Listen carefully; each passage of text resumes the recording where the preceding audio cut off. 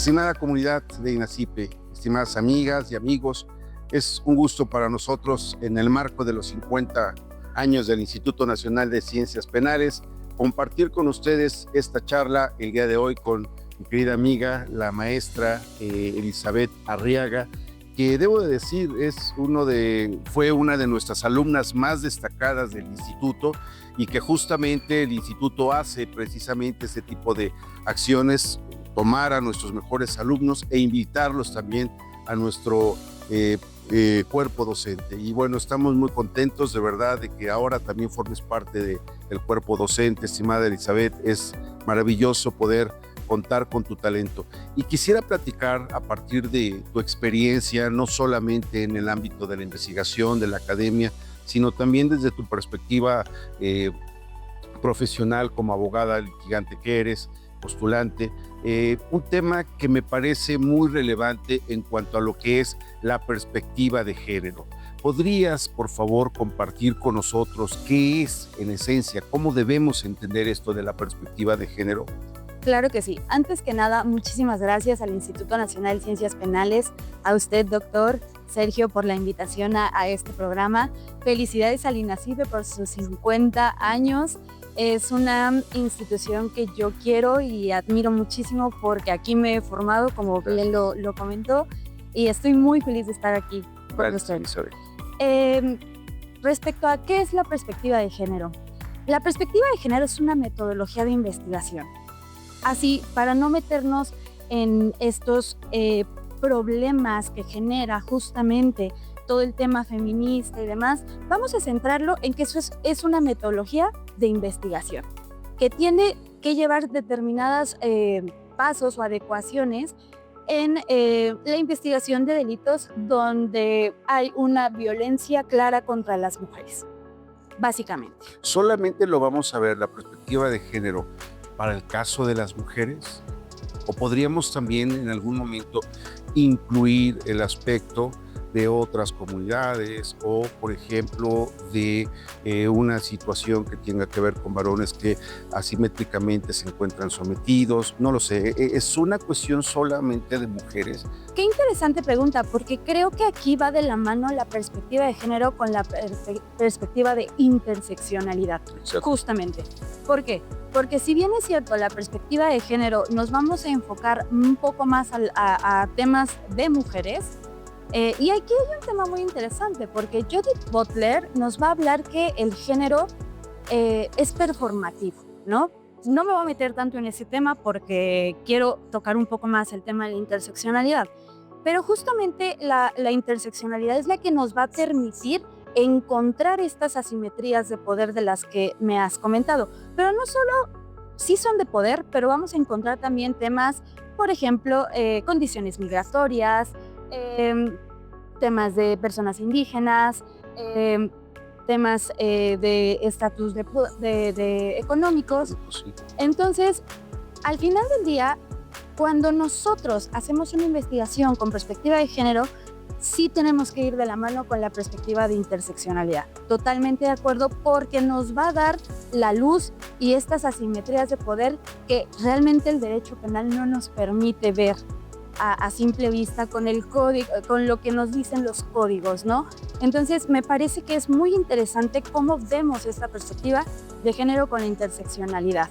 Un ejemplo de ello es el asunto que deriva de una tesis en el Estado de México, que es legítima defensa con perspectiva de género. Muy interesante, Sober.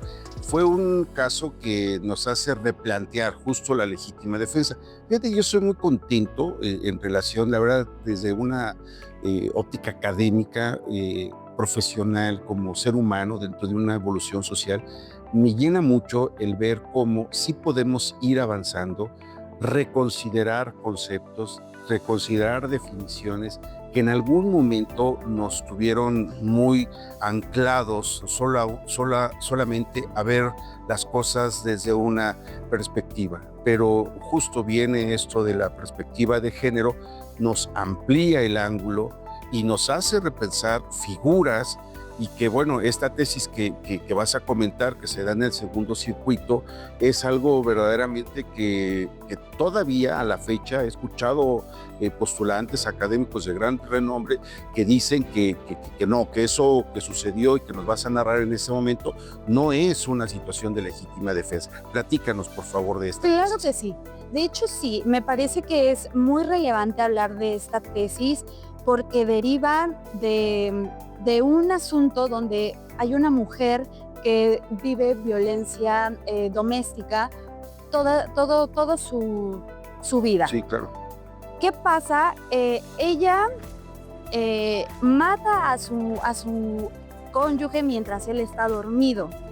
En un primer momento, toda la investigación tiene muchas deficiencias. Hay mucha violación a derechos humanos en la detención, pero lo más relevante de todo el análisis y de esta desestructuración del derecho, porque eso es lo que va a hacer esta tesis, nos va a desestructurar completamente el derecho, la figura de la legítima defensa para poder nosotros encuadrarlo en una legítima defensa con perspectiva de género. ¿Qué va a pasar?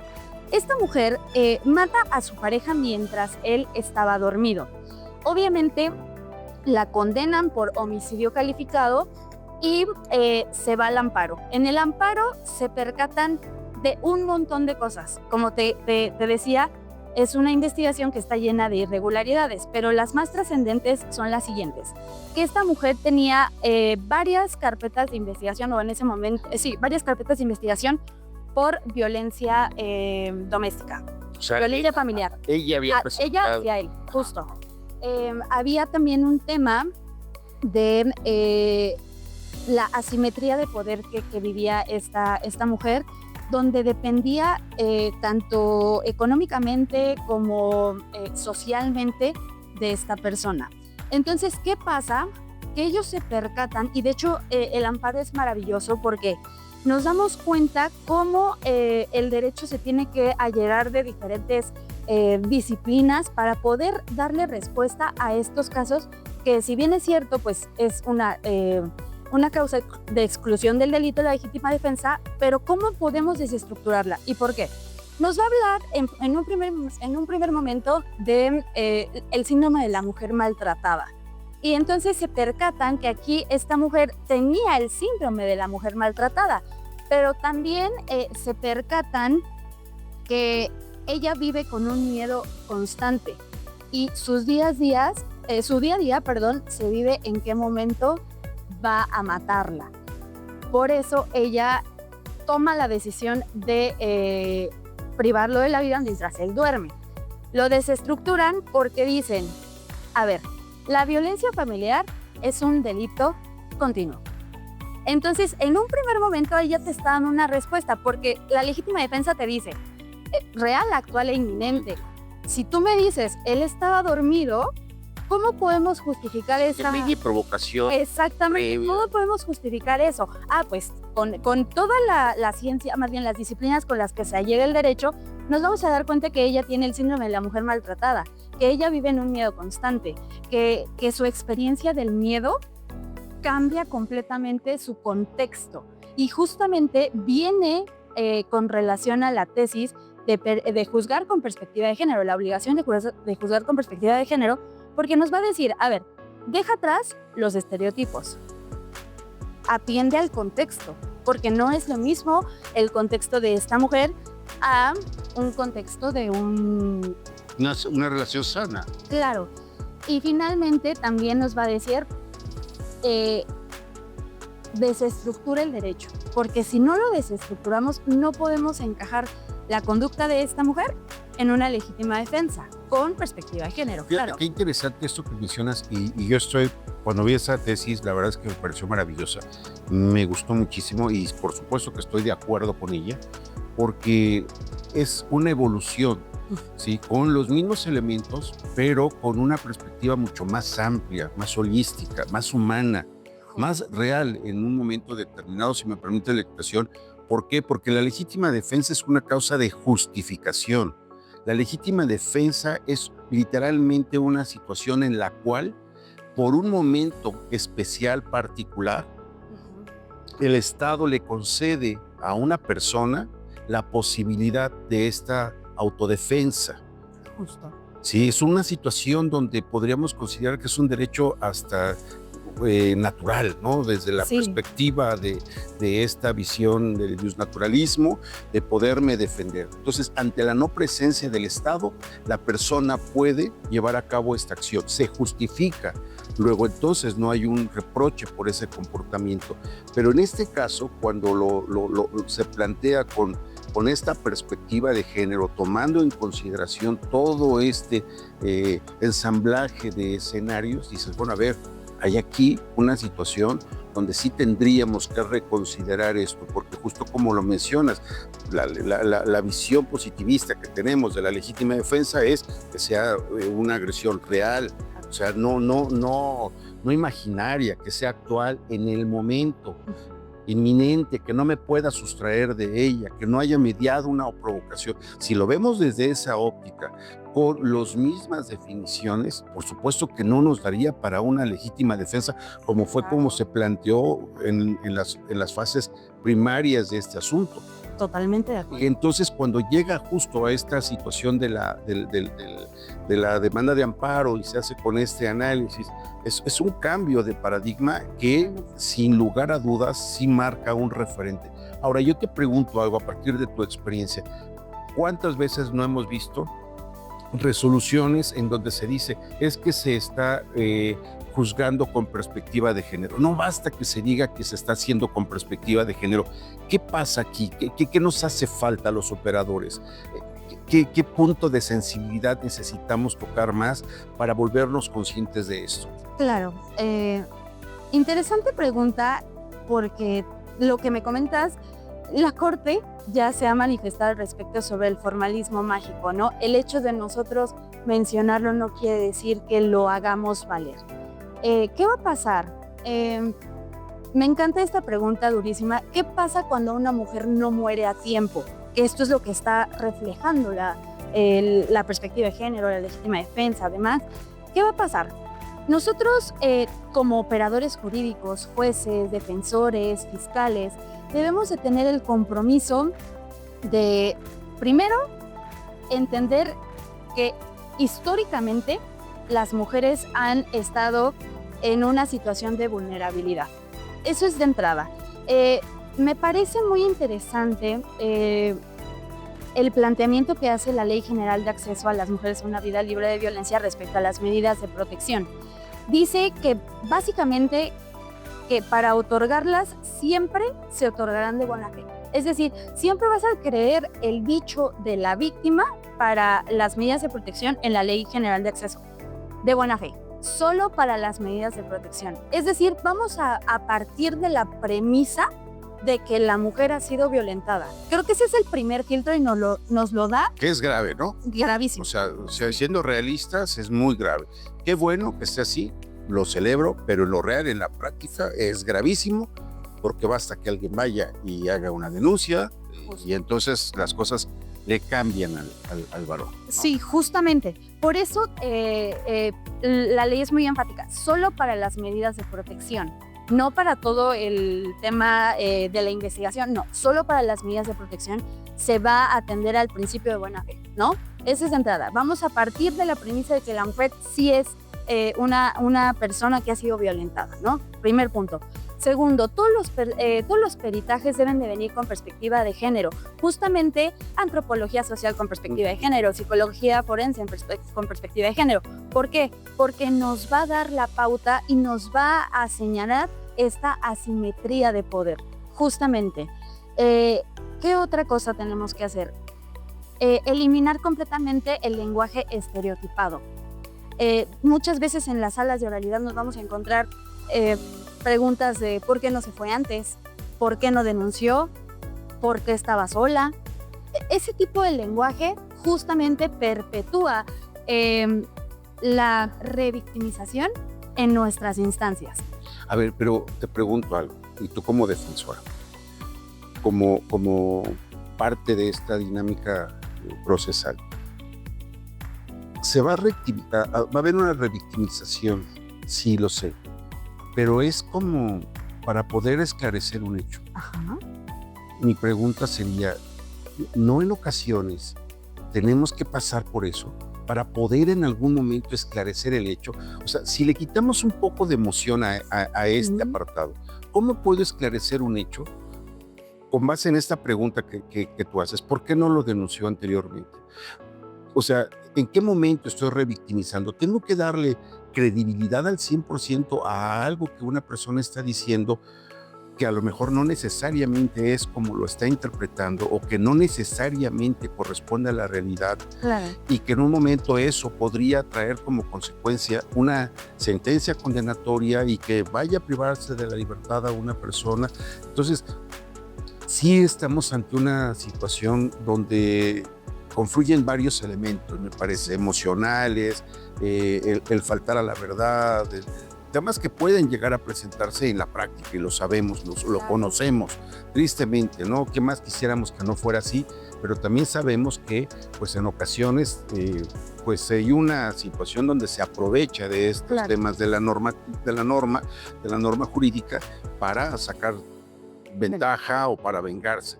¿Qué tanto realmente hay una revictimización en eso? Pregunto por ignorancia. Sí, claro, interesantísima pregunta. Y recuerdas que te hablaba de los peritajes con perspectiva de género. Ellos son los que nos van a abrir el panorama. ¿Por qué? Porque justamente vamos a encontrar esta asimetría de poder. ¿A qué me refiero? ¿Por qué no se fue antes? Porque dependía económicamente de él. Era una persona completamente ama de casa. ¿Cómo le puedes decir a una mujer que salga de un contexto de violencia tan radical cuando es lo único que tiene? A eso nos lleva también este tema de los peritajes con perspectiva de género. ¿Y eso no sería tanto también como disminuir la capacidad de la mujer? O sea, ponerla realmente, o sea, por ejemplo, esto de decir, o sea, pregunto a partir de ignorancia, ¿sí? Pero tú eres la experta y yo quiero saber, y quiero que nuestro auditorio también entienda estos temas, en el sentido de decir, bueno, a ver, es que no, dependía entonces, o sea, no hay esa capacidad de decisión de la mujer como para decir, me voy porque mi vida está corriendo peligro. O sea, no es una reproducción sistémica de una problemática que se da socialmente en torno a nuestra propia sociedad. Totalmente, totalmente. Por eso, justo por esto salen a flote estos temas de la perspectiva de género y la interseccionalidad, porque sí estamos reproduciendo estas violencias institucionales al final del día. Cuando una mujer no puede salir de un contexto de violencia porque depende económicamente de su agresor, y no nada más económicamente, socialmente, la dejas en estado de indefensión. Y justamente también por eso este amparo nos habla del síndrome de la mujer maltratada, porque es un ciclo de la violencia cíclico. Sí, claro. Literal. No, sí. O sea, primero viene el problema, la agresión. Mira, la agresión vendría desde ni siquiera saludarla cuando amanece, ¿no? O sea, el enamoramiento, claro. Y otra vez, y así. Entonces, históricamente, estos temas han puesto a las mujeres en un estado de indefensión radical, desgraciadamente. Por eso estas herramientas vienen y nos dicen, sí, perfecto, pero hay que atender al contexto. Y eso es lo que también nos habla la tesis, la de obligación de juzgar con perspectiva de género. Hay que atender a los contextos, porque no es lo mismo una mujer como la que platicábamos del asunto del segundo circuito, que es una mujer de escasos recursos, que depende económicamente de esta persona, a una profesionista, por ejemplo, ¿no? Que tiene algunas especialidades, maestrías. Que no es exento, ¿eh? Claro, o sea, totalmente. O sea, tampoco sí, está exento de estos tipos de agresiones. O sea, sí es un tema. Fíjate, ahora, ¿cómo la norma jurídica, por favor corrígeme si estoy equivocado, tú eres la experta, cómo la norma jurídica nos va creando, ¿no? Nos va estableciendo los parámetros como el derecho al final del día es una forma de control social dura, pero ¿hasta qué punto estamos tratando de modificar la realidad a partir de la norma jurídica cuando tendríamos que hacerlo a partir de lo social? O sea, de una conciencia social que tendría que vamos, estoy pensando que México son muchos Méxicos y que en un momento determinado no es lo mismo la interpretación que se le da a la vida, a la familia, Claro. ¿sí? En el sur, en el norte, en el centro. Históricamente estamos viviendo que son varias generaciones las que estamos teniendo en este momento. Entonces, una persona como yo, te lo decía hace un momento, antes de la plática, fui formado con una serie de estereotipos. Tiene uno que rebelarse ante esto, por supuesto, pero hay cosas que de verdad uno dice y no lo hace con una mala intención, Claro. sino simplemente parte uno de la ignorancia, ¿sí? Y entonces resulta que, pues como no lo dijiste con la precisión adecuada, pues la otra parte se ofende o se considera que hay agresión o que hay violencia, cuando no necesariamente es esta temática. ¿Aquí no consideras que el Estado, para ir terminando, me gustaría que nos dijeras esto, tendría que hacer un trabajo, una labor muchísimo más amplia de concientizar los nuevos escenarios de convivencia a partir de estas relaciones no asimétricas? Porque yo estoy de acuerdo, la violencia hacia la mujer totalmente es inaceptable, pero también la violencia hacia el varón, también la violencia hacia las niñas, hacia los niños, hacia los adultos mayores. O sea, la violencia en términos generales en nuestras relaciones cotidianas es inaceptable en una sociedad que se precia de ser una sociedad del siglo XXI. No sé qué piensas, con eso terminamos, si te parece. Totalmente, de entrada totalmente. Y me parece que todos estos temas nos los va a dar la respuesta Judith Butler, Foucault, Mbembe. Nosotros tenemos problemas en nuestras relaciones de poder. Esa es la realidad. Necesitamos una mentira para que el Estado funcione. Eso también es cierto. Necesitamos tener personas que proteger. Y cuando estas personas salen del molde de víctimas perfectas, ¿qué hacemos? Las castigamos. Y eso es lo que está pasando ahorita con la perspectiva de género. ¿Qué va a pasar? Necesitamos un trabajo epistemológico tremendo, porque no nada más es procesal, es epistemológico, entender de dónde vienen las violencias, de dónde las fundamentamos para que el sistema funcione como él quiere que funcione, no como nosotros queramos que funcione. Esa es la realidad. Entonces, ¿qué va a pasar? Creo que tenemos que entrar a ver las epistemologías. ¿Por qué las violencias? ¿Por qué? Porque justifican el sistema. Claro, la verdad es que muy interesante. Ese es un tema que me apasiona mucho, como muchos otros, por supuesto, pero que en palabras de alguien experta como tú, que en un momento determinado te has abocado no solamente a la academia, sino también a la práctica profesional, el litigio, representando asuntos, representando mujeres, enarbolando causas, es algo maravilloso, porque justo a través de tus pláticas, de las charlas que nos compartes aquí en el Instituto Nacional de Ciencias Penales, contribuyes de una manera muy amplia a gestar una visión muchísimo más holística de esta problemática. Estimada Elisa, estoy muy agradecido contigo. Gracias por venir, por compartir con nosotros tu experiencia. Invitamos a toda la comunidad del Instituto Nacional de Ciencias Penales para que nos sigan en nuestras diferentes plataformas y, por supuesto, sigan a la maestra Elizabeth Arriaga. Siempre te decimos Elisa de cariño, Claro que sí. pero bueno, finalmente que nos sigan. Estamos muy contentos de celebrar nuestro 50 aniversario y bueno, en el Instituto Nacional de Ciencias Penales se viven intensamente las ciencias penales. Muchas gracias. Gracias. Gracias.